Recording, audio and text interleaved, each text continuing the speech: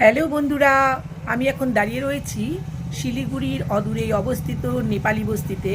এখানেই রয়েছে কামাখ্যা মন্দির আর তার পাশেই রয়েছে সবুজের আচ্ছাদন। এখানে এলে মনটা মুহূর্তেই ভালো হয়ে যায়। এর আগেও আমি এসেছি, কিন্তু আবার এলাম। এসে এতটাই ভালো লাগলো, তাই ভাবলাম তোমাদের জন্য একটা ছোট্ট ভিডিও ক্লিপ নিয়ে নিই, তাই তোমাদের সঙ্গে শেয়ার করছি। ভালো লাগলে তোমরা আমার সঙ্গে থেকো।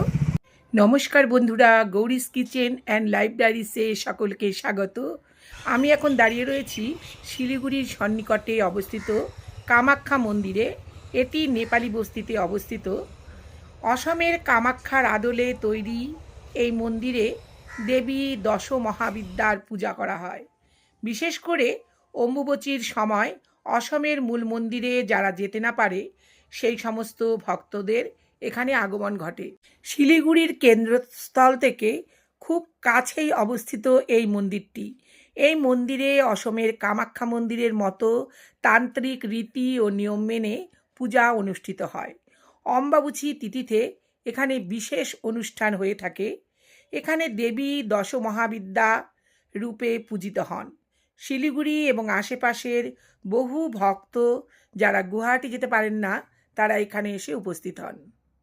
মন্দির চত্বরটি অত্যন্ত শান্ত এবং ভক্তিপূর্ণ, যা দর্শনার্থীদের আধ্যাত্মিক শান্তি প্রদান করে। আর এই মন্দিরটির পেছনেই রয়েছে সবুজে ঘেরা একটি চা বাগিচা, যেটা নাকি ভীষণই মনোরম। আমি তোমাদের এই চা বাগিচাটাও একটুখানি ঘুরিয়ে দেখাচ্ছি। আর তার পেছন দিকেই রয়েছে অরণ্য, যেটা নাকি বৈকুণ্ঠপুর ফরেস্ট নামে পরিচিত। যদিও আমি ফরেস্টের ভিডিওটা এর সঙ্গে অ্যাড করলাম না। ঠিক এর পাশেই রয়েছে প্রচুর সবুজ। তাকালে পরেই মনটা ভীষণ ভালো হয়ে যায়।